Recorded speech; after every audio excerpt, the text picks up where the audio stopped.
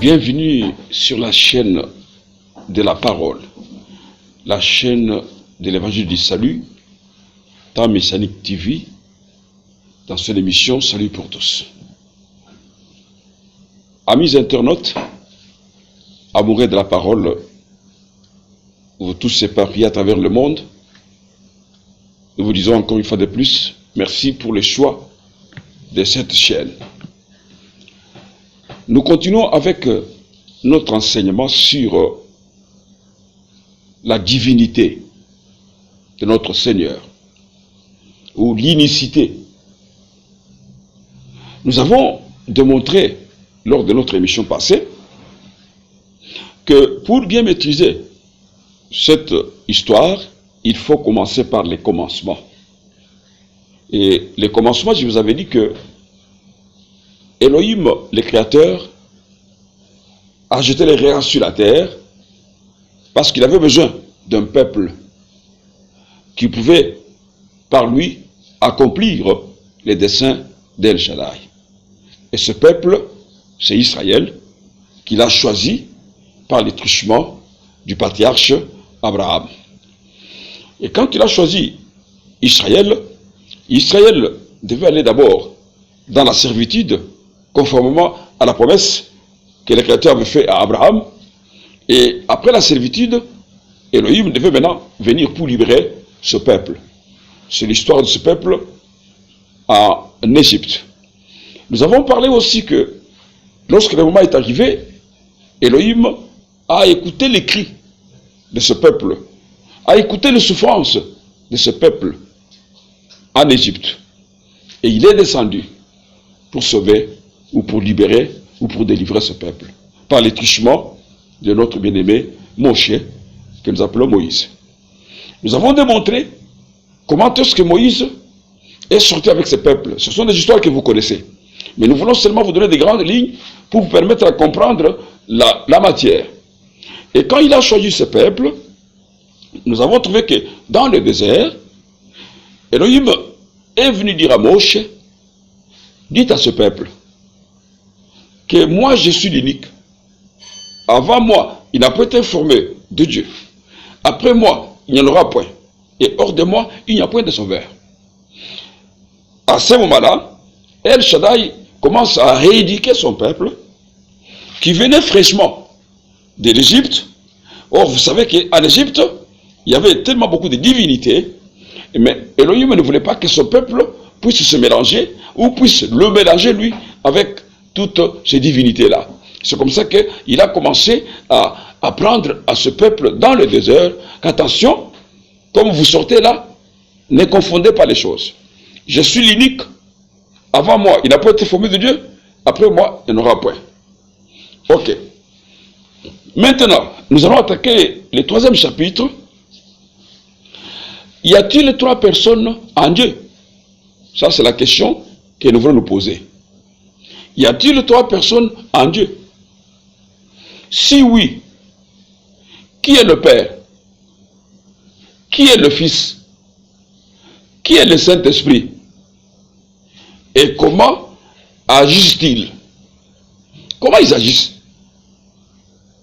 Voilà, mes chers bien-aimés, comment nous évoluons avec notre message pour qu'on parvienne à trouver une confession de foi unique que la Bible témoigne. C'est ici que nous rencontrons des problèmes. C'est pourquoi, en ce qui nous concerne nous autres, nous entrons dans la profondeur pour répondre à toutes ces questions. Car c'est à partir de ces thèmes que plusieurs religions, sectes, églises, sur cette terre des hommes, s'entretuent et ont fondé leur foi et leur doctrine. Commençons par les commencements. Si nous prenons Colossiens, chapitre 2, versets 1 à 3, la Bible dit ceci. Colossiens, si vous regardez dans vos versions, moi je suis en train de vous faire quand même les grandes lignes, parce que, vous savez, la télévision, ce n'est pas, c'est pas n'importe quoi. Tout est bien calculé, tout est bien chronométré. Nous avons des minutes que nous devons respecter. Mais vous pouvez lire tout le verset que je vous donne. Moi, je peux vous donner que les grandes lignes pour vous expliquer quand même la matière. Si vous prenez Colossiens 2, verset 1 à 3, vous lisez, écoutez les grandes lignes là-bas. On dit que le mystère caché, mystère d'Élohim, c'est savoir Hamashia, les Messies, pour les autres. On dit mystère dans lequel sont cachés tous les trésors de la sagesse et de la science. Mes chers amis, amoureux de la parole, faites attention et pesez bien le mot. On dit, les mystères d'Élohim, c'est savoir Hamashia, le Messie. Et on précise, on dit, mystère dans lequel sont cachés tous les trésors de la sagesse, de la science. Donc, ça dit connaître les sauveurs, connaître Yehoshua. C'est ça le mystère. Parce que quand vous entrez dans Yehoshua, vous allez pénétrer les mystères qui touchent les créateurs. J'aimerais que on fasse un peu la petite gymnastique. Dans les Saintes Écritures, toi comme moi, nous finirons par comprendre que réellement, connaître Hamashia, connaître le Messie, n'est pas encore chose facile comme les gens le pensent. Et les mystères d'Élohim, Dieu, c'est savoir Hamashia, le Messie. Je me fais bien comprendre, amis internautes. Prenons d'abord quelques versets et étudions-les minutieusement. C'est le Messie, Hamashia lui-même, qui parle. Prenez dans vos Bibles Matthieu, chapitre 16, versets 13 à 17.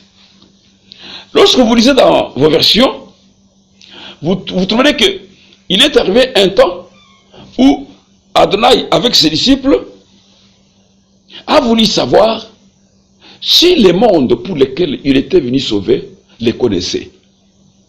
Il a posé la question aux disciples. Qu'est-ce que les gens disent de moi partout où vous passez? Mais je me pose la question. Au lieu que Adonai donne un sermon, non, il ne donne pas un sermon. Mais il y a une question qui sort de lui. Cette question, il la pose à ses disciples. Bien-aimés internautes, vous tous qui aimez la Bible, si cette histoire était moindre, pourquoi est-ce que les sauveurs pouvaient avoir les soucis de savoir si le monde les connaissait? Au dire des gens, quand vous marchez là, qu'est-ce qu'ils disent de moi? Et les apôtres commencent à donner des réponses. Lisez bien dans vos Bibles, les uns disent que tu es Jean-Baptiste. Les autres disent que tu es Élie. Les autres aussi disent que non, tu es Jérémie. D'autres aussi disent que non, tu es seulement un des prophètes. Amis internautes, comprenez maintenant que les disciples, quand ils répondent comme cela au Seigneur, c'est-à-dire que lorsqu'ils se promenaient dans la cité, lorsqu'ils se promenaient partout, ils voulaient peu connaître qu'est-ce qui se passe au juste. Maintenant, quand les gens voyaient ce que le Seigneur faisait, quand les gens écoutaient le message, maintenant, ils se disaient que non, cet homme doit être Jean-Baptiste qui est revenu à la vie. D'autres disaient que non, il n'est pas Jean-Baptiste. Lorsque nous regardons sa manière de parler, sa manière de prêcher, et ce qu'il fait, il doit être Jérémie. D'autres disaient non. Il n'est ni Jean-Baptiste, ni Jérémie, mais nous comprenons qu'il doit être Élie. D'autres disaient que non, mais écoutez, pour nous, il n'est ni Jean-Baptiste, il n'est ni Élie, il n'est ni Jérémie. Bon, c'est tout simplement un des prophètes. Lorsqu'il donne ses réponses à notre Seigneur, dès que le Seigneur a senti que les gens de l'extérieur ne les connaissaient pas, il repose la même question maintenant aux gens de l'intérieur, qui étaient bien sûr les apôtres.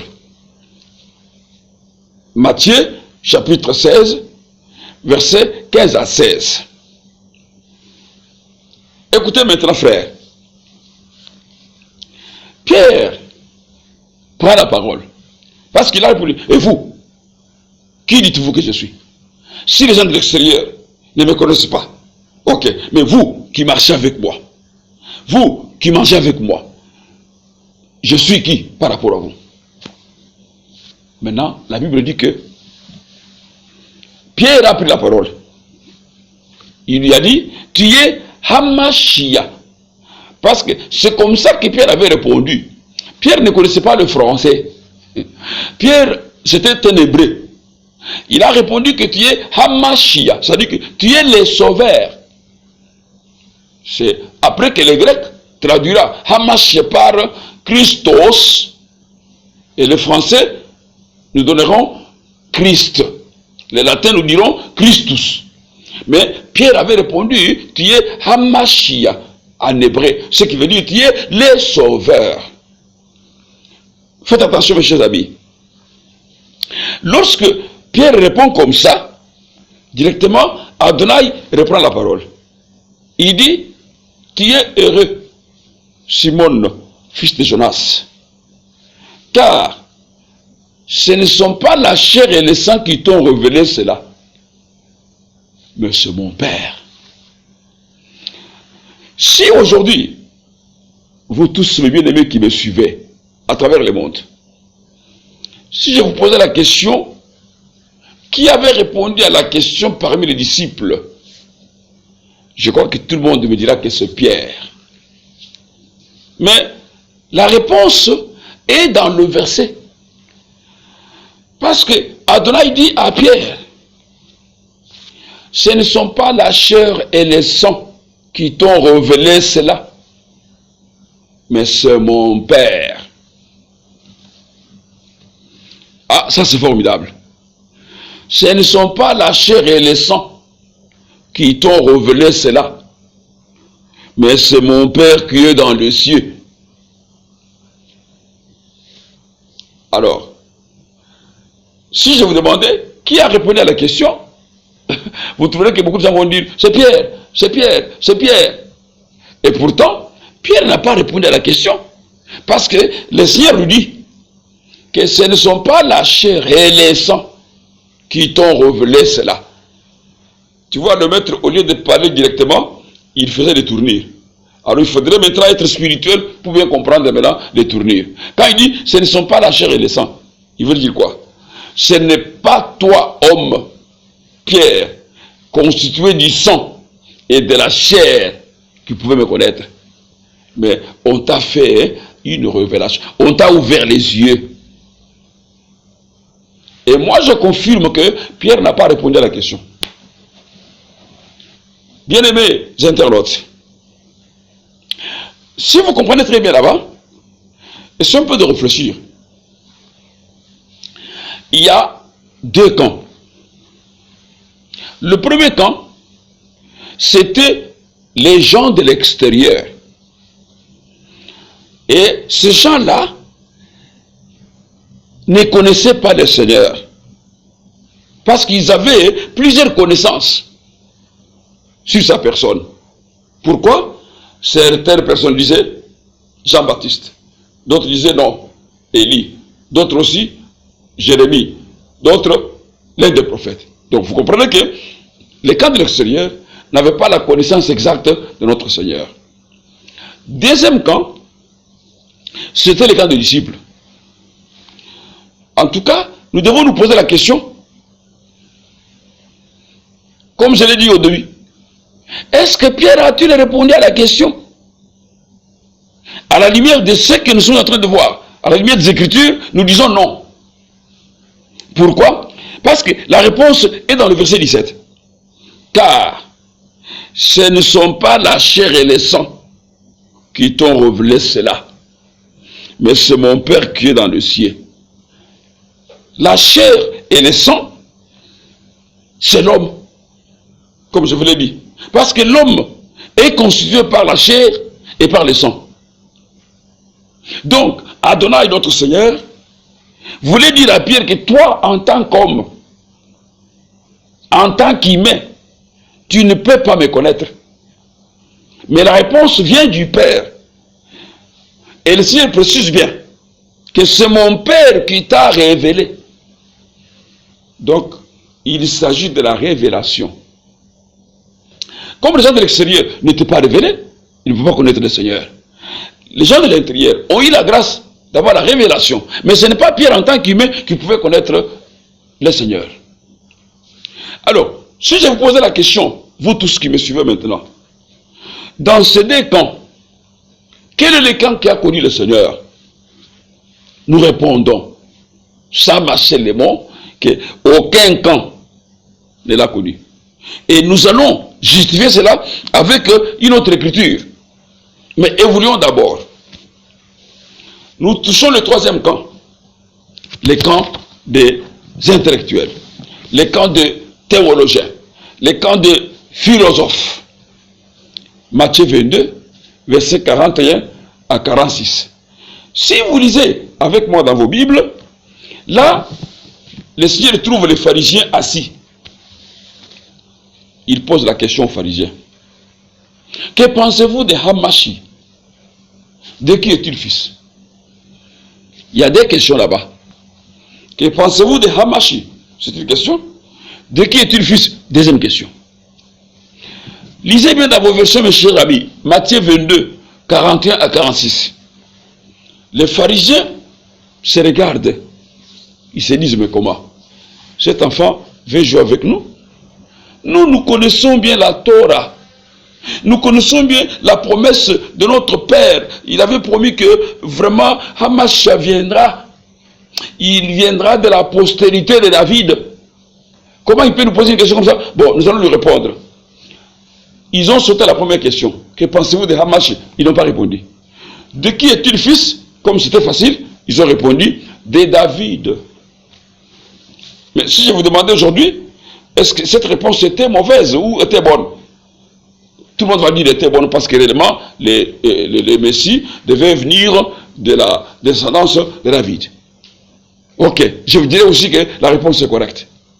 Mais maintenant, écoutez, lorsque Adonai reprend la parole pour répliquer aux pharisiens, il leur dit ceci. Ah bon? Vous dites que Hamashiach est le fils de David. C'est bon. Mais comment votre père David, un jour, il était rempli de la puissance du Saint-Esprit.